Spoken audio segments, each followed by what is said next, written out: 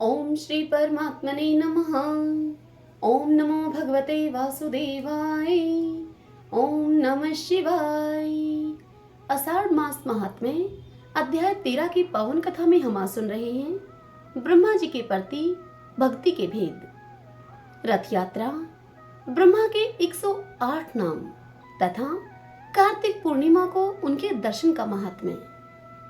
महादेव जी देवी पार्वती से कहते हैं कि हे पार्वती, भक्ति के 3 भेद हैं, लौकिकी, वैदिकी और आध्यात्मिकी। गंधमाला, शीतल जल, घी, गूगल, धूप, काला अगरू, सुगंधित पदार्थ, स्वर्ण, रतन आदि आभूषण, विचित्र हार, न्यास, स्तोत्र, ऊंची ऊंची पताका, नृत्यवाद, सब प्रकार की वस्तुओं के उपहार तथा भक्ष्य, भोज्य, अन्न, पान आदि सामग्रियों से मनुष्यों के द्वारा जो ब्रह्मा जी की पूजा की जाती है वह लौकिकी भक्ति मानी गई है। वेद मंत्र और हविष्य भाग के द्वारा जो यज्ञ क्रिया की जाती है वह वैदिकी भक्ति है।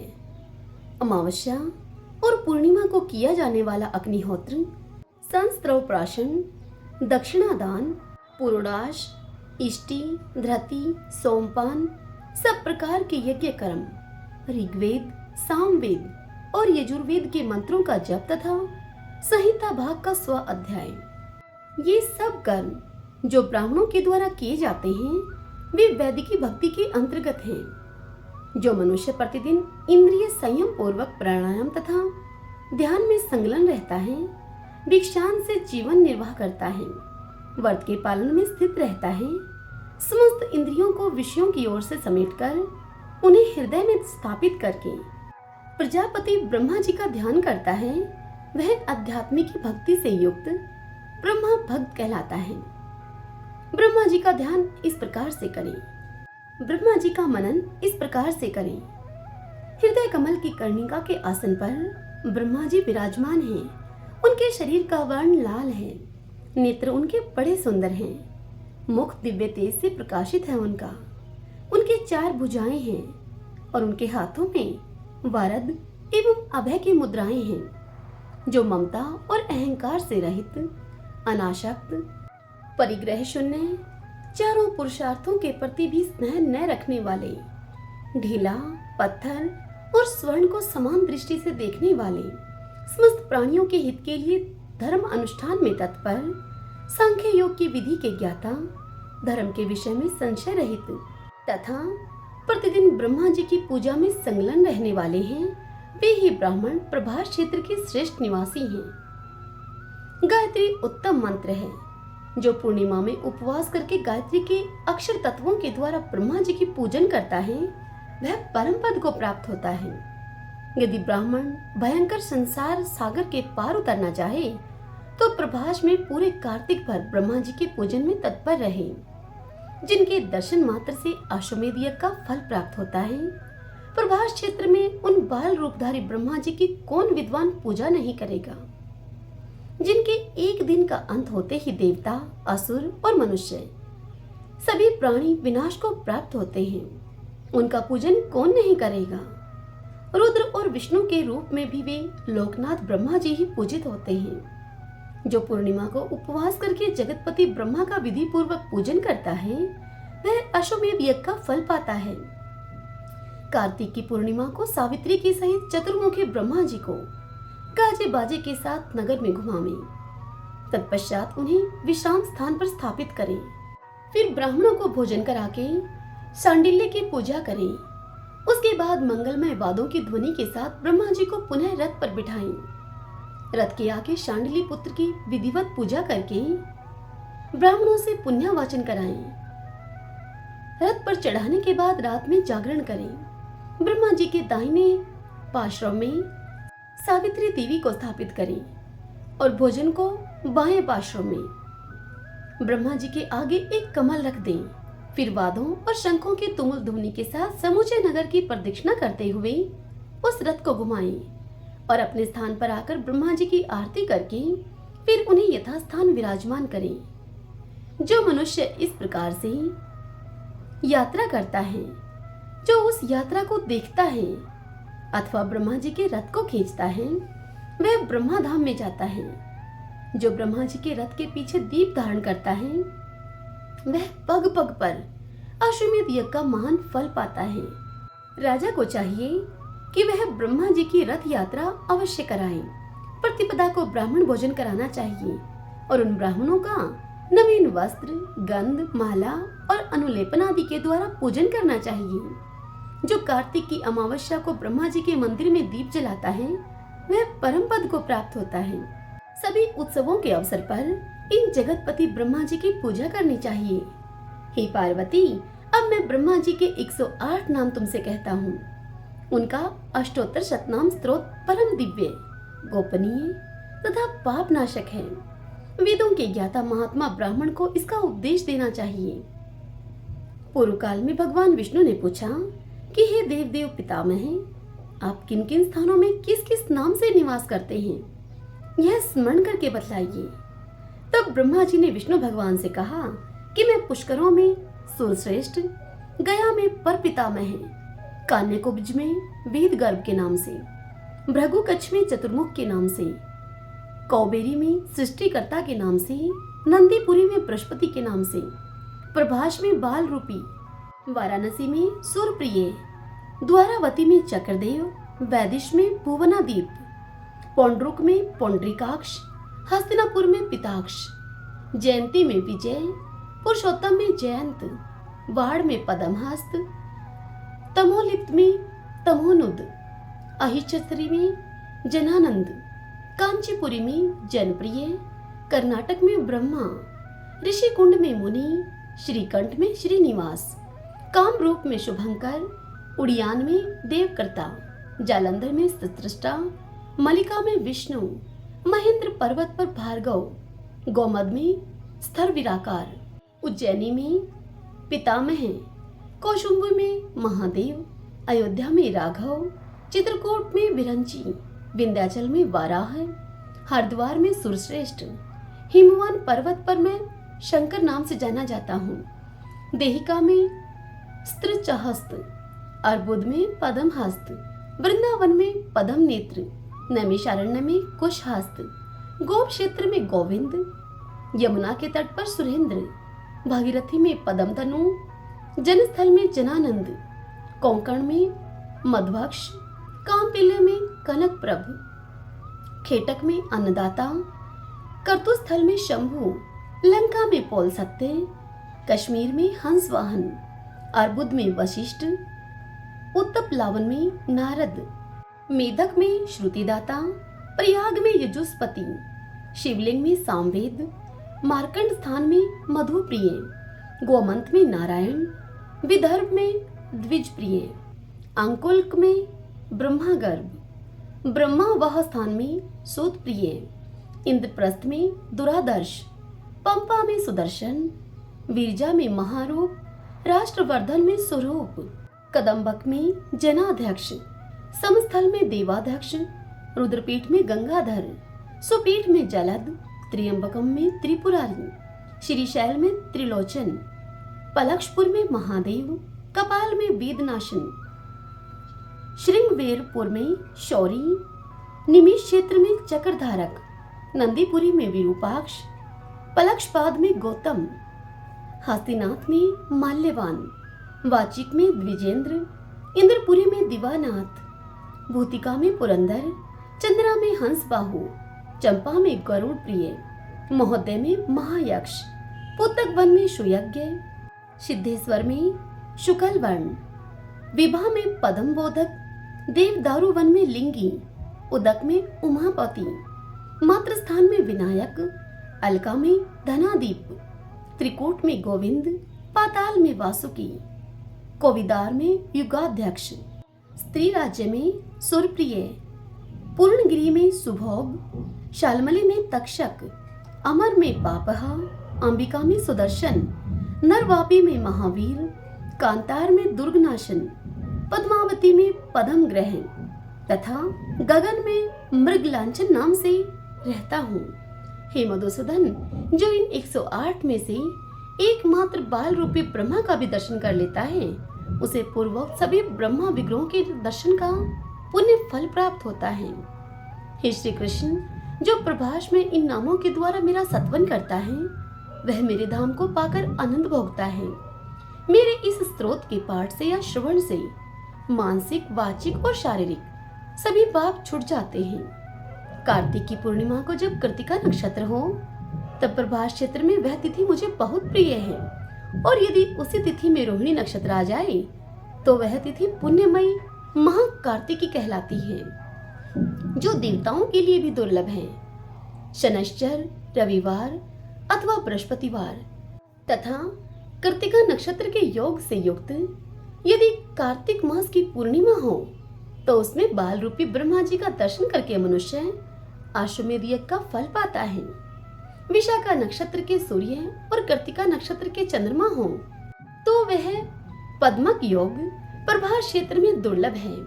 करोड़ों पापों से युक्त मनुष्य भी उक्त योग में प्रभास क्षेत्र के भीतर यदि बाल रूपधारी ब्रह्मा जी का दर्शन कर ले तो उसे यमलोक नहीं देखना पड़ता। महादेव जी देवी पार्वती से कहते हैं कि हे पार्वती, तदंतर सोमेश्वर से ईशान कोण में 50 धनुष के अंतर पर प्रत्युषेश्वर नामक लिंग है। उसके दर्शन से 7 जन्मों का पाप नष्ट हो जाता है। धर्मराज से उनकी पत्नी विश्वा ने 8 पुत्रों को जन्म दिया जो कि 8 वसु कहलाए। उनके नाम इस प्रकार से हैं: आप, भव, सोम, धर, अनल, अनिल, प्रत्युष और प्रभास। उनमें 7वें वसु प्रत्युष पुत्र की इच्छा से प्रभास क्षेत्र में आए और शिवलिंग की स्थापना करके मेरा ध्यान करते हुए उन्होंने शांत चित्त से दिव्य 100 वर्षों तक बड़ा भारी तपस्या की। उनकी भक्ति से मैं प्रसन्न हुआ और उन्हें मैंने पुत्र दिया। योगियों में श्रेष्ठ देवल ही उनके पुत्र हैं। प्रत्युष के द्वारा स्थापित और पूजित होने से उस लिंग का नाम प्रत्युश्वर हुआ। जो संतानहीन पुरुष उनकी आराधना करता है उसके कुल में कभी संतति का नाश नहीं होता। जो भक्ति भाव से इंद्रियों को वश में रखते हुए सदा उनकी पूजा करता है उसका महापाप भी नष्ट हो जाता है। हे पार्वती, माँ कृष्णा चतुर्दशी की रात्रि में वहाँ पर जागरण करना चाहिए। जागरण करने से मनुष्य सब दानों और यज्ञों का फल पा लेता है। वहां से उत्तर और ईशान दिशा में 3 धनुष की दूरी पर अग्निलेश्वर लिंग है। उनका बड़ा प्रभाव है। वह दर्शन मात्र से सब पापों का नाश करने वाला है। पूर्वोक्त 8 वसुओं में से अनिल ने मेरी आराधना करके मेरा प्रत्यक्ष दर्शन प्राप्त किया और शिवलिंग की स्थापना की। इससे उन्हें मनोजव नामक एक पुत्र प्राप्त हुआ। अनिलेश्वर का दर्शन करके मनुष्य कभी अंधा, बहरा, गूंगा, रोगी और निर्धन नहीं होता। जो उस लिंग पर एक फूल भी चढ़ा देता है वह सदा सुख सौभाग्य से संपन्न तथा रूपवान होता है। गौरी तपोवन से पश्चिम में 7 धनुष की दूरी पर प्रभासेश्वर नामक महान शिवलिंग है, जिसकी स्थापना शिव पूजन परायण 8वें वसु प्रभास ने की है। प्रभास ने वहां 100 वर्षों तक तपस्या की। इससे संतुष्ट होकर मैंने उन्हें मनोवांछित वर दिया। प्रभास के पुत्र विश्वकर्मा हुए। माघ मास की चतुर्दशी को समुद्र संगम में स्नान करके मनुष्य भूमि शयन और उपवास का नियम ले, शतरुद्रीय का जप करे तथा पंचामृत से प्रभासेश्वर को स्नान कराकर विधि पूर्वक उनका पूजन करे। हे पार्वती, इस प्रकार यूं करने से वह मनुष्य सब पापों से मुक्त और संपूर्ण भोगों से संपन्न होता है। प्रभासेश्वर से ईशान कोण में 60 धनुष की दूरी पर पुष्कारण्य है। वही ज्येष्ठ पुष्कर नामक कुंड है। वह समस्त पापों का नाश करने वाला है। पुण्यहीन पुरुषों के लिए वह दुर्लभ है। पूर्व काल में परम बुद्धिमान श्री राम ने वहां पर रामेश्वर लिंग की स्थापना की थी। उसकी पूजा करने से मनुष्य ब्रह्महत्या से मुक्त हो जाता है। 24वें त्रेता युग की बात है। पुरोहित वशिष्ठ जी के द्वारा पुत्रेष्टि यज्ञ कराए जाने पर राजा दशरथ के 4 पुत्र हुए। उनमें से श्री रामचंद्र जी सीता और लक्ष्मण के साथ वनवास के लिए गए। उसी समय यात्रा प्रसंग से वे प्रभास क्षेत्र में भी आए। ज्येष्ठ पुष्कर के समीप आकर वे विश्राम के लिए बैठ गए।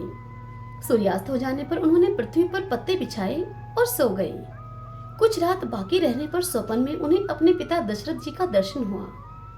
प्रातः काल उठकर उन्होंने ब्राह्मणों से यह सब बात कही। तब ब्राह्मणों ने श्री राम जी से कहा कि हे रघुनंदन, पितर आपका अभ्युदय चाहते हैं। जब वे वर देने को उद्यत होते हैं तभी स्वप्न में अपने वंशजों को दर्शन देते हैं। यह परम पुण्य में स्थान भगवान विष्णु का गुप्त तीर्थ है। प्रभास क्षेत्र में इसकी पुष्कर नाम से प्रसिद्धि है। अतः तुम्हें यहाँ पितरों का श्राद्ध करना चाहिए। निश्चय ही राजा दशरथ इस तीर्थ में आपके द्वारा दिया हुआ शुभ पिंड प्राप्त करना चाहते हैं, इसीलिए उन्होंने आपको दर्शन दिया है। उनकी बात सुनकर कमलनयन श्री राम ने श्राद्ध के लिए समस्त ब्राह्मणों को निमंत्रित किया और लक्ष्मण जी से कहा कि हे सुमित्रा नंदन, तुम श्राद्ध के लिए फल लेने के लिए जाओ। बहुत अच्छा कहकर लक्ष्मण जी चले गए और अनेक प्रकार के उत्तम फल लेकर आए। जानकी जी ने उन फलों को शीघ्र ही पकाकर तैयार किया। फिर कतूप काल अर्थात मध्याह्न काल के समय, इस समय में नहा धोकर पवित्र होकर वल्कल वस्त्र धारण किए हुए श्री रामचंद्र जी ने श्राद्ध के योग्य ब्राह्मणों को बुला ले आए।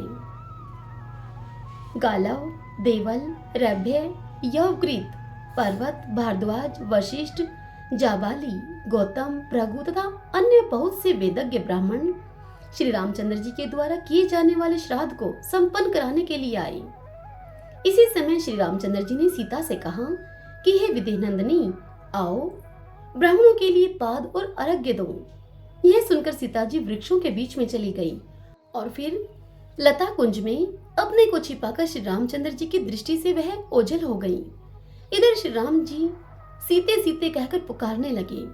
तब लक्ष्मण जी ने ही ब्राह्मणों को अर्घ्य देने का कार्य किया। जब ब्राह्मण लोग भोजन कर चुके और पिंडदान का कार्य समाप्त हो गया, तब जनक नंदिनी सीता श्री रामचंद्र जी के पास आई। उन्हें देखकर श्री राम ने पूछा कि श्राद्ध काल उपस्थित होने पर तुम मुझे छोड़कर कहाँ चली गई थी? तब सीता जी ने हाथ जोड़कर श्री रामचंद्र जी से कहा कि हे प्रभु, आज मैंने आपके पिता, पितामह, पर पितामह तथा मातामह आदि को भी देखा है। वे पृथक पृथक ब्राह्मणों के अंगों में स्थित थे, अतः उनके सामने जाने में मुझे लज्जा हुई। सब सुर वर्ग को उपस्थित देखकर मैं लज्जा से ही छिप गई थी।